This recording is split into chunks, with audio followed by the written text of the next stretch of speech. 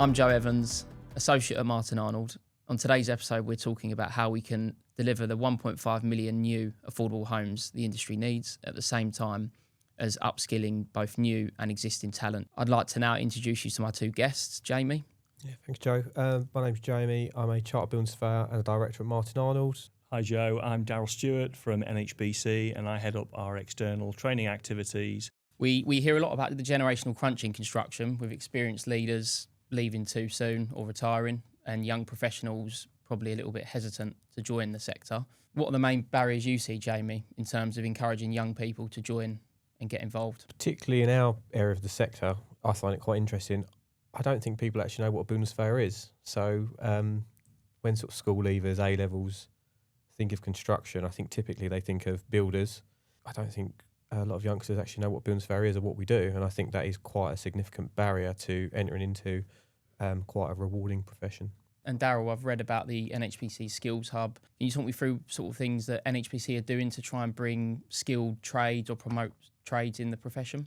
We've got a recruitment campaign going on at the moment where we're going to be bringing 30 relatively green people into the construction sector, and home building most notably, as that's where our expertise and interests lie. But we also speak with builders day in, day out who are struggling to find quality tradespeople, quality surveyors, engineers to join their workforces. So the Hubs initiative that we're doing at the moment is to really help the sector get the training and therefore the people with the skills that they need into the sector.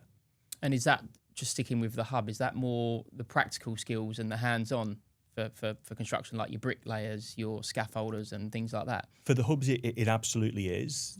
Our focus initially is around bricklaying, carpentry and groundworks, and that's predominantly driven by our inspection experience and our claims experience, but it's also driven by the feedback we get from the house builders out there. Okay, and back to yourself, Jamie, in terms of like more construction consultants, surveyors and the like, what sort of things standing in, do you think, our way as consultants, attracting not just only young people in the industry, but people that are keen and want to apply their skills? I think obviously I touched on awareness initially, but also sort of advertising the range of skills needed for building surveyor, quantity surveyor. Really, we're problem solvers. That's really all we do. Like we said on the NHBC, a bricklayer, some of those trades are highly skilled, but they are linear in terms of you learn your skill, you apply it. With us, it's a lot of what we do is a problem solving exercise. I don't think people are aware of the range of sort of the changes in the day-to-day and the range of what we do. So one day, like I say to people, we might be looking at a building with subsidence, for example, in a house, and then the next day we're on a £60 million regeneration site. And when you try and explain that to people, and that it's quite daunting, that range of skills that apply to both situations, but it is very much a thought process and something that could be taught. Okay, and I suppose back to day one, before anyone knows or thinks they want to be part of working in construction, every young child at some point in their life has an interest in building early, so building blocks, Lego, all that sort of thing. So just trying to understand and be keen to understand what you think. Where does it all go wrong? What got me into construction was that I did brickwork at the local college as part of my GCSEs, and that got me into that. I don't think there's enough of that nowadays, but also I think there's a perception issue out there that it's a really hard industry to be in, and there's definitely a lot of ignorance around the salaries that are out there. And I think personally, I sort of entered the industry by chance 14 years ago, subsequently lived opposite our MD's best friend, basically. That was my way in, not planned at all. So I just wanted to understand for you, Jamie, what was your route in and why? My uncle's a general builder, and I'd say when I was about 14, maybe 15, he let me sort of help out on sites, but not obviously doing building work, but sort of sweeping up, that sort of stuff. I think probably when I was like 15, 16, he took me on Saturdays, basically. So while I was at school and doing my A-levels, I was always working most Saturdays, the reason I didn't go into building physically directly is, again, it's my uncle's suggestion. He said, he said, I'll take you on, I'll put you through sort of whatever trade you want. But he's like, when my back goes, I can't work, I can't earn. It's like, we're out in all weathers. He's like, your uncle was a surveyor. Have you thought about that? And even then I can remember going, like, what the hell's a surveyor? I've got no idea what you're talking about. So then I looked into that, contacted Mike and Arnold, and the rest was history, really. And I suppose sticking with like the early entrance into the industry, there's talk, and what's something that came out of the white paper that we're doing on behalf of the Housing Forum. There's some strong talk and consideration about a new built environment GCSE. How do you think that would help, Darryl, in terms of giving people that, or giving young children that knowledge and understanding early, and really driving their interest? It was definitely doing that bricklaying course that really got me interested in construction. Actually, when I look at children and nieces and nephews, nowadays I think there is a lack of hands-on capability amongst some of those. So I think it would be great. In summary, you believe that sort of reform can only help this challenge we're all facing, I suppose, in the industry? I think it can, along with better advice for careers, and also the industry getting more involved in going into schools. So we work very closely with an organisation called the Home Builders Federation, which most of the major home builders are party to. And they're doing some really great work at the moment with a company called the School Outreach Company. And they're going to thousands of secondary schools out there talking about the construction sector as a rewarding sector to work within. Yeah.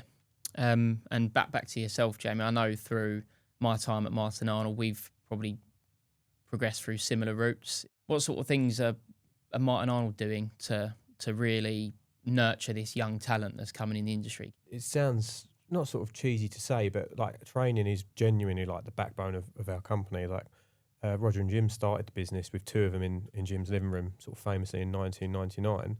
And they've always had this ethos about bringing people in, teaching them, training them, dare I say, inspiring people and giving up a lot of sort of freedom, really. So we try to get people hands-on and doing tasks and, not advising clients, but speaking to clients, speaking to contractors as soon as possible. And I feel like that culture that we developed in the early years has just done nothing but sort of pay that forward.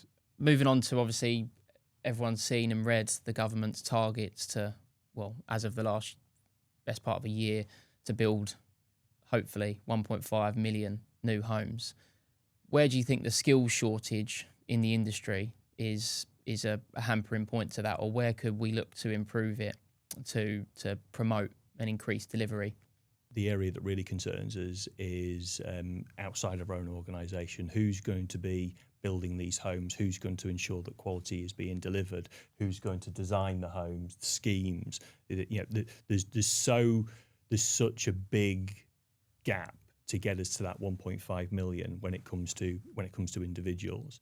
There's been a piece of research released only a few weeks ago by the NHBC Foundation, which is actually addressing that particular question around the maintaining quality while delivering 1.5 million homes. And one of the biggest risks standards is skills. Is how are we going to grow from a resource base that we've got today that sort of can build 150 to 175,000 homes a year to getting that to 300,000 plus. Our data at NHBC shows when there's a big increase in volume, quality unfortunately tends to suffer, and we've seen that cycle after cycle, and we need to really break that this time. Yeah, and in your sort of commercial space and expertise, is there anything in particular there you're seeing that might be finessed or might be improved to help things? There's the traditional trades, like say our focus is bricklaying, carpentry, groundworks, but there's definitely going to be advances in technologies that's going to see timber frame become more prevalent. It's going to It's going to require existing workforce as well, because let's not forget that existing pool of people that's going to have to be upskilled also in these new build methods and these new materials and such like. What we've also come to the realisation at NHBC is that retention rates on our 2.5 and 3 year programmes are terrible, like 55% retention at the end. So we're actually losing a whole myriad of thousands and thousands of people before they actually get to the end. So the strategy that we've taken at the hubs is that we've done very accelerated, very condensed programs. It's taken us a few years to test it and learn it, and we've hit a few speed bumps along the way, but now we're getting to a position where we're delivering really good results quickly, and we're delivering, we're turning out quality apprentices at the end. Yeah. Back to you, Jamie, on a construction consultancy perspective. Sticking with skills again, what in your opinion could be done to improve the skill set of the individuals and the young people coming up at the moment? It's interesting because obviously a general intake is at apprentice level or graduate level. But what's interesting is that the amount of time it takes for people to become useful. So you might onboard an apprentice, and they, might have the best like attitude in the world, depending on who their mentor is or what skills they're given by whoever. Not just, I don't mean this at Martin Arnold, but generally in the industry. That could speed them up or slow them down. They might not be useful quick enough. Similarly with a graduate comes in, they might take 6 to 12 months before they even bed in, or before they're even, they can write a set of minutes properly or go to site confidently. So you've got like your academic side of what we do. Then you've got the sort of mentoring and shadowing side from a senior, and there's nothing at the moment to bridge that gap to sort of make people, formally give them the skill set that they need. Yeah, and the key point there, as you say, about getting them useful is while they're not useful, they're actually a draw on resource rather than being a help. But back to the skills, and from a consultancy perspective, how we go on about improving it. But the use of AI, what things, I suppose you've got a little bit of knowledge around AI and systems and the like, but what sort of things would improve any budding young surveyor or consultant coming up? We sort of was looking into AI and having policies before that. So as far as I'm concerned, this is my personal opinion, is that AI can only complement a building surveyor's work. You cannot substitute the sort of experience, skills and knowledge of a building surveyor with that. So for example, you can take a photo of a defect and say, what is this? And it will give you a range of things. But you would still need someone to look at that and go, oh no, because of when the property was built and the likely depth of the foundations, it's probably that defect. I don't think AI can give consultants the answers, but it can certainly make things more efficient. I suppose on the flip side to that, Darryl, it might be a difficult one with applying the practical skills. For example, AI can help you tell you what Flemish bond brickwork is, for example, or how to lay block work, so on and so forth. What sort of risks in the industry do you see with the increasing use of AI systems? At NHBC, we are looking into this ourselves as well and seeing, does AI give us the opportunity to help with compliance checks and help with compliant designs and things like that? Because ultimately, a scheme that is being developed, it is being designed in accordance with the building regulations, British standards, Euro codes, NHBC standards, things which are all quite prescriptive requirements. So there might be an opportunity for AI to help on some of the compliance elements. So we do think there is an opportunity for it. We don't believe it's going to replace. It's certainly not going to be building houses on site, we don't think. Moving on to sort of like community engagement, I suppose, as part of that process. From my own experience working on larger construction sites, on regen projects, a lot of the time people that live on or close to the existing estates are often opposed to affordable housing. How can better or improved or certain techniques of liaising with or engaging with existing communities help sort of pacify that and really promote building larger schemes that we obviously need? the existing residents are effectively a stakeholder. They you know, they're not a financial stakeholder, but they're the ones that currently live there. It's their community, it's their home, and the plan is that they're going to, you know, the regeneration scheme, the finish scheme, is going to do the same thing and perform the same function. So getting their buy-in and their input makes them feel valued, makes them feel heard, and makes them feel like they own part of the development of the schemes. Another thing is making sure you engage with the people outside the estate that are going to be travelling through. They'll have traffic concerns, shops, doctors, hospitals. That's one of the first thing you always hear and read when a new estate's going up. So if you can pacify these people and give them assurances through the planning process, they can effectively block the schemes. They can put up enough appeals or go against the schemes and delay the whole thing. So you could have an estate for sort of 500 units and it can be tied up in planning for years and years because the local residents aren't happy with it. And again, that's 500 homes, that are much needed homes, that are probably 3-4 years away at best from being built, that get pushed back another year, another 2 years. So the engagement, I don't think people realise how important that engagement is and how much it can actually bring the homes to practical completion quicker. Yeah.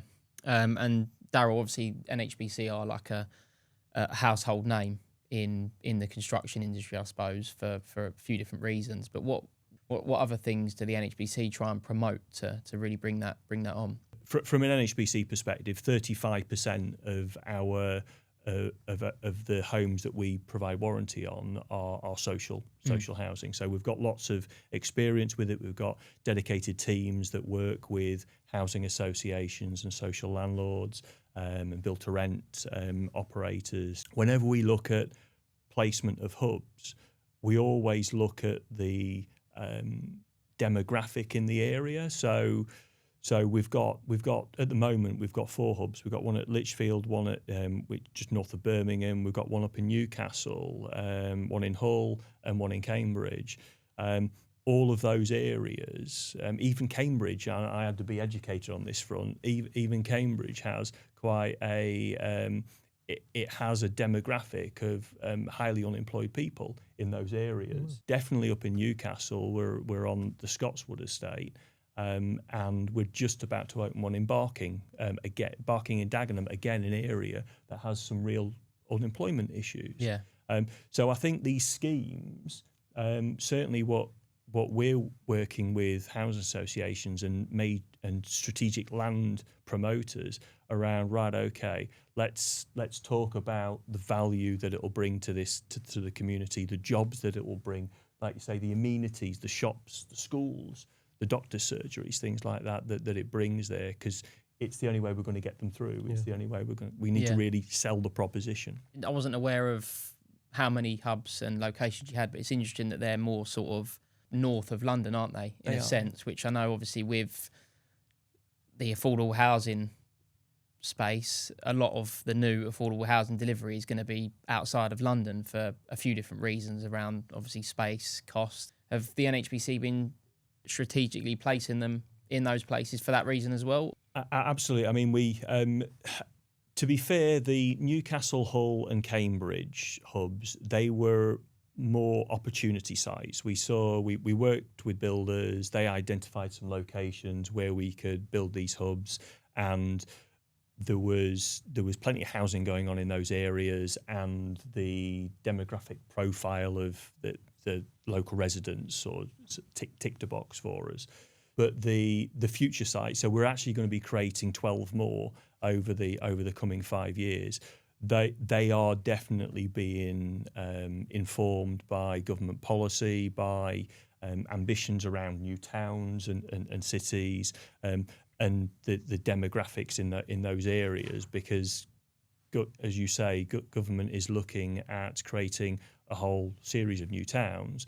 Well, those new towns are typically not going to have any real educational infrastructure that would mean that local residents could go to a college or a training provider. So we're looking at working with Homes England and the New Homes Task Force to make sure that we plonk these hubs where they're going to deliver the most value. Yeah. So what I suppose for me is quite interesting is to deliver the affordable housing that the country needs.